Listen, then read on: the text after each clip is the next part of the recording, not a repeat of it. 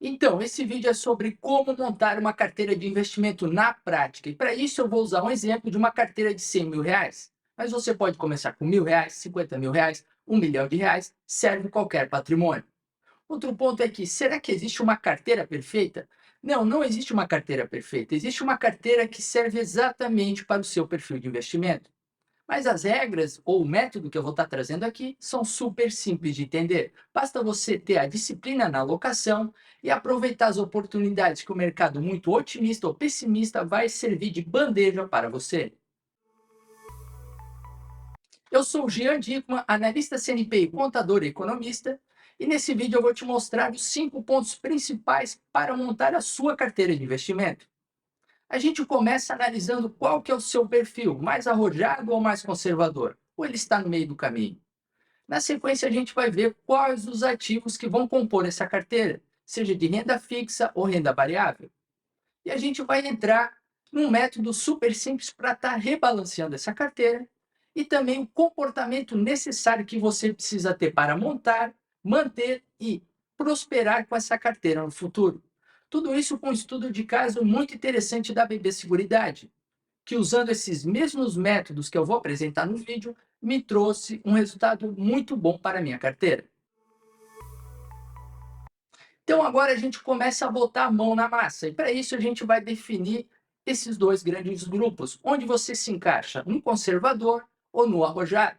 Aqui a gente ainda não entra no mérito de quais ativos vão entrar na carteira. Agora a gente vai definir qual que é o seu perfil. Uma pessoa que tem uma carteira, que teria uma carteira mais arrojada, ela teria o máximo de 75% em renda variável e o mínimo de 25% em renda fixa. Assim como o investidor que é mais conservador seria o contrário, 75% em renda fixa e 25% em renda variável. Mas pela minha experiência com os meus clientes, eu vejo que a maioria se encontra no meio do caminho, 50% para cada lado. Agora, como você vai descobrir qual que é o seu perfil? Eu acho que não existe algum questionário de banco ou planilha de Excel que vai te ajudar muito nisso. O primeiro passo é entender o seu comportamento no mercado. Para quem já está há algum tempo no mercado, já sentiu o peso da volatilidade na sua conta. Então, como você se sentiu quando existiu um recuo maior na bolsa, isso acabou respingando na sua conta? Sentiu uma ansiedade para logo estar vendendo esses ativos ou conseguiu ter uma pele mais grossa para estar aguentando essa volatilidade? Isso é central porque o principal risco que o investidor vai ter ao longo dos anos é justamente comprar na alta e vender na baixa. Um outro ponto é como você ganha o seu dinheiro fora da bolsa. Então, muita gente, por exemplo, um corretor de imóveis tem uma renda que ela é muito variável. Ela depende de comissões. Então, esse indivíduo provavelmente ele vai querer uma carteira que compense isso, que seja um pouco mais conservadora. Não é uma regra, mas pode entregar o norte para você. E o terceiro ponto é a sua idade. Se você é mais jovem, está começando na vida adulta, ou tem mais idade e já está pensando em se aposentar. Provavelmente vão ser carteiras distintas. Quem é mais jovem tem mais tempo para talvez ter uma exposição maior em renda variável e está comprando empresas boas e baratas e esperarem elas se valorizarem ao longo do tempo. Enquanto que alguém que tem mais idade provavelmente vai querer uma exposição onde ele consiga receber mais renda desse patrimônio que ele gerou ao longo da vida. Então, ele vai, talvez, uma exposição mais à renda fixa ou fundos de investimento imobiliário com aquela dividendo pingando mês a mês, ou até ações que pagam mais dividendos. Então, são 3 perguntas que eu queria que você internalizasse aqui ou escrevesse no papel, que te ajudam ao entender esse primeiro ponto e ver onde você se encontra nesses dois extremos, ou se encontra no meio, e assim a gente consegue seguir para o próximo passo, que é escolher os ativos que vão compor essa carteira. E você que está aí me assistindo, diz aqui no comentário, como é que é a sua carteira hoje? Ela é mais conservadora ou ela é mais arrojada?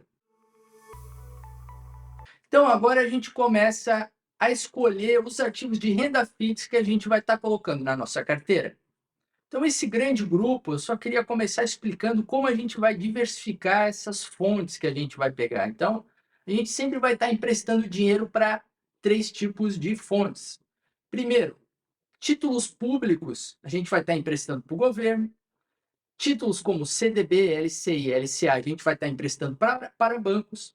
E títulos como debêntures incentivadas, a gente vai estar emprestando para as empresas poder investir e rolar sua dívida.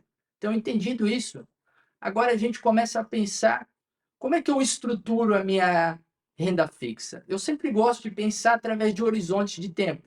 Então, no curtíssimo prazo, de 0 a 6 meses, é onde vai entrar aqueles títulos que você vai precisar, que vai entrar na sua reserva de emergência, no seu colchão de liquidez para aproveitar essas oportunidades na renda variável. E esses títulos geralmente são aqueles CDBs com um rating, uma nota bastante alta do seu banco, como se você trabalha com BTG, ou XP, ou Itaú, você vai procurar comprar esses títulos que são de boa qualidade e que têm a cobertura do FGC. Então, só rapidinho, a cobertura do FGC desses títulos, ele é 250 mil por conglomerado econômico e R$ 1 milhão por CPF. Então, esse horizonte de tempo de curtíssimo prazo, esse tipo de CDB já vai satisfazer. Então, ele já vai entrar na sua carteira. Agora, no curto prazo, que eu diria de ali 6 meses a 2 anos, você pode estar também escolhendo entre CDBs ou LCI e LCA, ativos que já vão pagar um pouquinho mais que a CDI. De novo, a CDI ela está sempre, é praticamente a Selic, né, que é a nossa taxa de juros de curto prazo. Esses títulos, eles vão remunerar um pouquinho mais que a CDI. Talvez você encontre ali a 102%, 105%, talvez 110% em um título promocional, quando se entra numa corretora, só que ele pede ali pelo menos 180 dias, ou seja, 6 meses para poder estar liquidando esse valor. Então, é um período que você tem que se organizar dessa forma. E avançando mais no horizonte de tempo, agora de 2 anos a 5 anos, eu gosto principalmente das debêntures incentivadas, ou a gente pega um Tesouro Selic, que ele tem uma liquidez diária, muitos deles, e tem isenção de imposto de renda no caso da debênture incentivada. Mas tem um ponto aqui que eu quero abordar, que é um pouco técnico, mas é importante, é a marcação a mercado. Esses títulos sofrem a marcação a mercado, que nada mais é que o mercado sempre precificando quanto que ele vale até ele vencer, até a sua maturidade. O que eu quero dizer com isso? Se a taxa de juros tende a cair, um título como uma debênture de IPCA mais 8, ele tende a se valorizar. Por quê? Esses títulos eles vão ficar mais escassos no mercado. Como a tendência é de cair, o mercado vai pagar mais por títulos que têm uma valorização maior. É oferta e demanda. E o contrário também é verdade. Se a taxa de juros começa a subir, provavelmente a marcação a mercado desse seu título na conta, ele vai cair em vez de subir, tá certo? Agora, para quem leva esse título até o vencimento, ou seja, vamos supor que esse título vence em 2 anos, se você levar esse título e não procurar vender ele até no vencimento, a marcação a mercado não faz diferença para você, porque você vai receber o principal dele mais os juros e está tudo certo. Só queria estar explicando essa parte porque é um risco que realmente acontece. E o Tesouro Direto, nesses títulos públicos, que quando a gente parte para um horizonte de tempo agora de 5 anos adiante, que seria o longo prazo, a gente já começa a pensar, por exemplo, no IPCA mais 8, que tem um vencimento lá em 2032. Então, é um título que você está emprestando dinheiro para o governo, tem o risco da marcação a mercado, e, ao mesmo tempo, ele não é isento de imposto de renda. Agora sim, a gente vai para esse outro grande grupo, que são os ativos de renda variável. E aqui a gente vai falar sobre ações, vai falar sobre fundos de investimento imobiliário e vai falar também sobre alguma exposição ao mercado internacional através dos ETFs. Começando pelas ações. Aqui eu vou apresentar 3 grandes grupos. O primeiro é o grupo que é a vaca leiteira, é o que paga mais dividendos. São empresas como, no caso, a BB Seguridade, que já estão no mercado maduro, elas não precisam de muito capital para estar reinvestindo no negócio e crescendo, não precisa reter capital, e ela consegue pagar a maior parte do seu lucro em dividendos. No caso da BB Seguridade, quase 95% ela paga em dividendos. E como ela paga isso de maneira semestral, mas tem empresas que pagam mensais, como bancos, como o Bradesco ou Itaú, que tem um cronograma mensal e a cada 3 ou 4 meses dá um dividendo adicional, tem empresas que pagam uma vez por ano, por exemplo, ou quando não tem lucro, não paga dividendos. E a gente tem um outro exemplo de uma empresa como a 3tentos. Então, a 3tentos ela tem um perfil mais de crescimento hoje. Então, desde o seu IPO, se eu não me engano, foi em 2020, ela vem reinvestindo no seu negócio, porque o negócio que ela está, que é a agroindústria, ela tem muito chão para poder expandir. Então, ela retém a maior parte do seu lucro no próprio negócio, porque ela acredita que ela consegue rentabilizar mais para o investidor, retendo o lucro e investindo no próprio negócio. Esse é outro exemplo, mas não é um caso de uma empresa que vai pagar muitos dividendos. Então, quem investe na 3tentos hoje, pelo menos no curto prazo, não espera ganhar de forma de dividendos. Então, como ela pode remunerar o investidor? A outra forma de um investidor ser remunerado é sobre ganho sobre capital. Então, ganho sobre capital ele só acontece se você vende a ação com lucro. Então, se você compra R$ 10, a ação valoriza para 15, você ganhou a diferença e paga 15% sobre o ganho de capital e você tem esse dinheiro. E agora a gente vai para o terceiro exemplo, que é a Alupar, que é uma empresa do setor elétrico de transmissão e ela está praticamente no meio do caminho entre as duas. Ela distribui algo em torno de 50% e retém os outros 50% para poder crescer. É uma empresa que tem uma estratégia muito interessante na área de transmissão, que é um segmento do setor elétrico que é considerado filé mignon, porque o fluxo de caixa é super estável e não enfrenta os outros problemas do setor, como de distribuição e de geração, que existem muito mais problemas a ser endereçados, e o de transmissão é onde os leilões são mais disputados. Mas essa empresa ela está expandindo para outros países da América Latina. Então, para isso, ela precisa hoje reter parte desse lucro para poder expandir. E a outra parte ela paga na forma de dividendos. Então, ela está ali no meio do caminho entre uma BB Seguridade e uma 3tentos. Por isso que eu quis trazer esse exemplo tão interessante. Agora a gente entra nos FIIs. O que são os FIIs? Os fundos de investimento imobiliário. Então, aqui o negócio é um pouco diferente. Aqui é um fundo de investimento onde você é um cotista. Então, quando você compra uma cota de um fundo, você espera ganhar com os aluguéis que esse fundo vai estar recebendo dos imóveis que ele detém. O que eu quero dizer com isso? Existem certos fundos que têm uma certa característica. Por exemplo, fundos logísticos, fundos de galpões logísticos, eles vão ter, em sua maioria de ativos, galpões logísticos que eles vão botar para alugar, e o aluguel que eles recebem, eles repassam aos cotistas. Então, por lei, 95% dos aluguéis recebidos pelo fundo têm que ser direcionados para o cotista, ele não pode estar segurando no fundo. Mas existem vários tipos de fundos, né? Existem fundos que têm exposição ao setor hospitalar, setor de shopping centers, laje corporativo, como a gente vê na Faria Lima, no Leblon, ou fundos que misturam um pouco e não têm um segmento só, e fundos também de papel, que eles chamam, é onde eles compram esses títulos de renda fixa lastreado nos aluguéis. É um pouco diferente, mas também é considerado um fundo de investimento imobiliário. E o investidor que investe no fundo de investimento imobiliário, o que ele espera ganhar? Ele espera uma renda mais estável, porque a maioria dos fundos, eles pagam mensalmente e o dividendo ele está ali pingando mês a mês, então a pessoa ela gosta daquele rendimento. E, ao mesmo tempo, se o fundo ele é muito bom em administrar os imóveis, em escolher os imóveis, a cota também tende a se valorizar. Mas essa valorização da cota não que seja uma exceção, mas é esperado mais para quem investe em ações. Para quem investe em fundos de investimento imobiliário, se espera mais esse rendimento do provento através dos aluguéis que as cotas recebem. Então, essa é a característica do fundo de investimento imobiliário. E o terceiro ativo, para quem quer uma exposição internacional, existe um ETF que ele espelha o S&P 500. O que é o S&P 500? Ele é um espelho das 500 maiores empresas americanas, porque o mercado lá é gigantesco.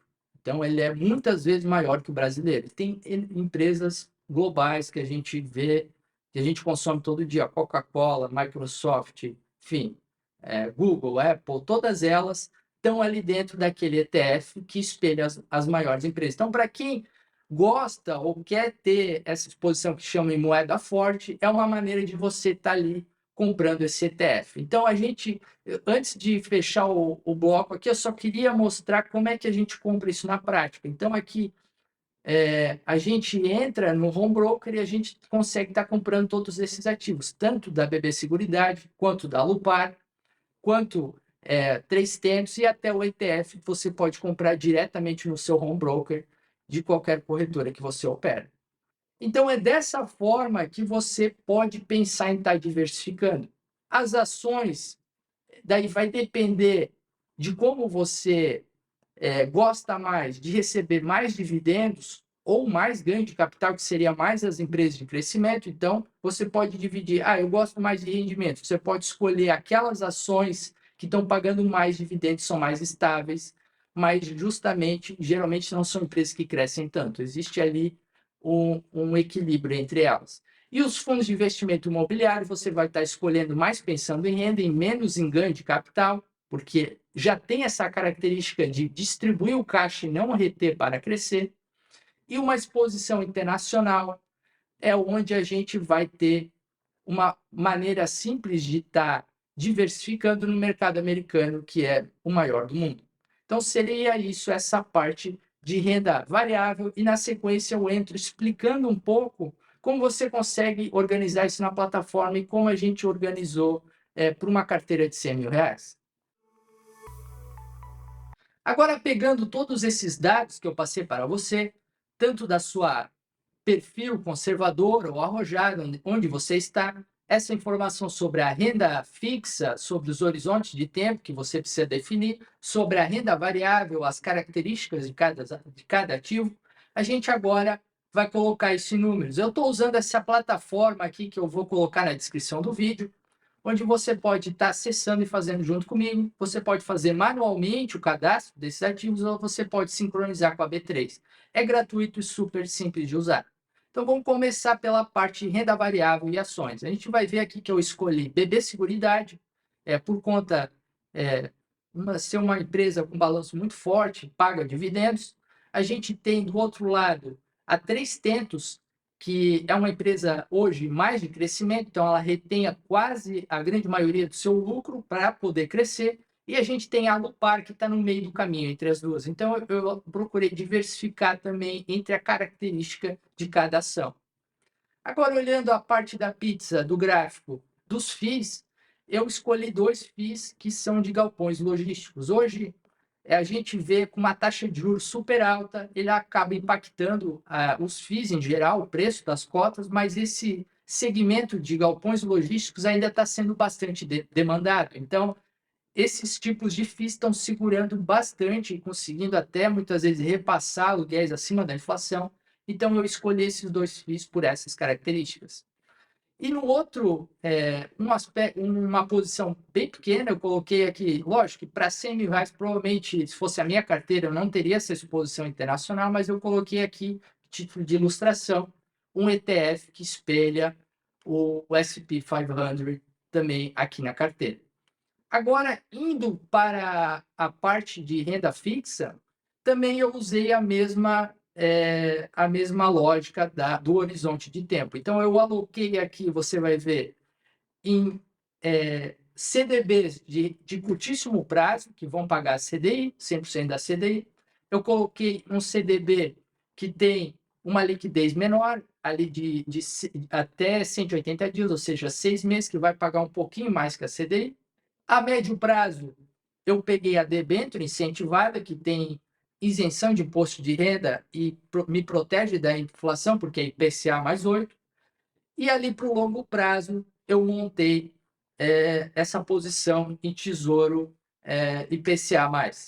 Então, a gente vê que é super fácil de estar montando aqui. Lógico que é uma carteira de R$ 100.000, não é uma carteira de milhões. Provavelmente, quanto maior, provavelmente não, é assim que se faz, né? Quanto maior a carteira, você procura também estar diversificando mais em classe de ativos, até porque, se você olhar a renda fixa, principalmente olhando a ótica do FGC, você quer está diversificando entre instituições financeiras para você estar bem coberto. A gente viu isso no caso Master, como isso foi importante, né? Muitas vezes as pessoas não davam muita bola para o FGC. Depois desse caso, a gente viu como é importante estar aonde conseguir ter uma cobertura. Então, essa é a forma que eu montei essa carteira. Essa parte aqui é super simples, porque a gente já passou por toda a parte teórica. E, na sequência, a gente vai seguir para a regra do rebalanceamento. Porque o rebalanceamento é sempre uma coisa que a gente, por exemplo, nessa carteira eu coloquei 50-50, mas o mercado vai lá e bagunça, e a gente vai ver por que ele faz isso e como a gente consegue, através desse método que eu vou colocar, tirar proveito disso e fazer a nossa rentabilidade aumentar. Espero que vocês estejam aproveitando e gostando do vídeo até agora. Se gostou, se inscreve, dá um like, ajuda bastante a gente. Agora a gente segue para o rebalanceamento. Por que você precisa fazer o rebalanceamento?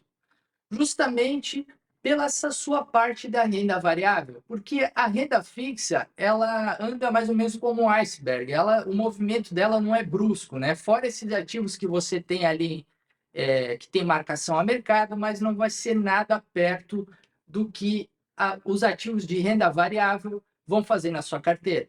E o movimento é justamente esse. Se a gente pegar o exemplo de 50-50, quando existe um otimismo no mercado, a parte da carteira de renda variável tende a crescer em proporção. E quando existe um pessimismo e as ações no geral começam a cair, o mercado em geral ou as ações que você comprou, essa proporção de renda fixa começa a aumentar.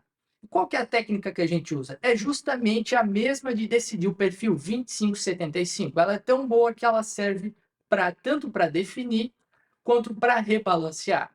E como é que isso funciona na prática? A gente pode pegar o exemplo da Covid. Olhando o gráfico aqui que está na tela, a gente vê esse cenário de 2016 a 2019. Quem estava no mercado como eu consegue ver que estava tudo muito caro para comprar, estava bastante dificuldade para quem tem um perfil de value invest, de investimento em valor, para estar comprando empresas descontadas. Então, desde a crise de 2016, daí veio o Temer com todas as reformas que eles implementaram e a bolsa refletindo isso e a taxa de juros caindo e a bolsa só subindo. E o que ia acontecer com a carteira dessa pessoa? É justamente aqui que mora a regra e ela te ajuda a rentabilizar. A proporção de quem tem essa exposição em renda variável iria aumentar muito. E muitas dessas empresas que você já tem, provavelmente ela ia passar do valor justo. Então, se o valor justo, vamos supor, era R$10, o mercado está super otimista, ele vai jogar ela lá para 12. E a sua carteira ela vai desbalancear. Então, 50-50 ele vai se transformar talvez num 60-40 ou 70-30. E daí a questão é você começar a vender esses ativos que estão overpriced, pelo jargão do mercado, estão acima do preço justo, e começar a injetar na renda fixa.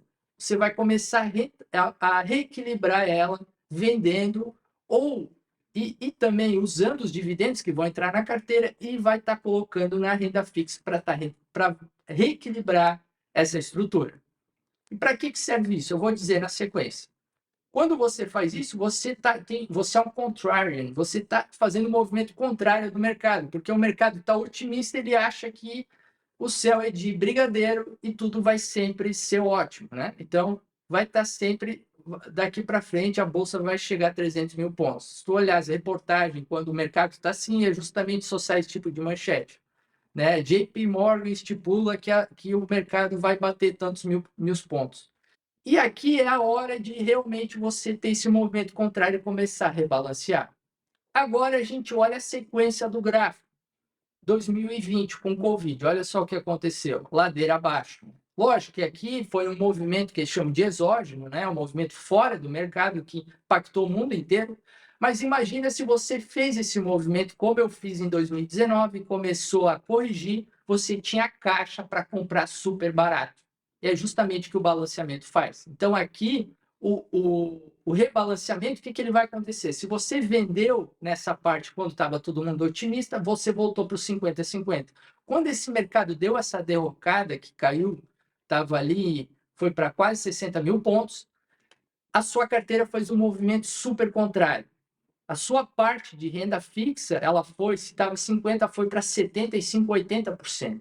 E o que, que ela vai te obrigar a fazer? Vai te obrigar a rebalancear, a usar esse excesso de caixa que você tem para comprar super barato a renda variável, que agora está todo mundo pessimista e as manchetes é que o mundo vai acabar, que ninguém mais vai consumir nada, que todas as empresas, a economia vai para o buraco. Então, é esse tipo de manchete que vai reinar nesse período.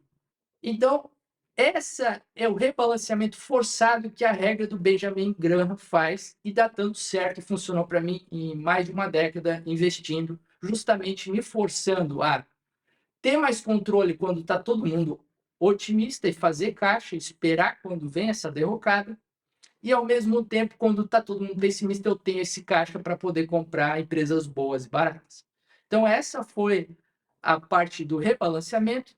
E no próximo bloco eu só quero mostrar um estudo de caso disso na prática, como é que eu ganhei dinheiro com a BB Seguridade justamente nesse período. Agora eu entro no estudo de caso da BB Seguridade.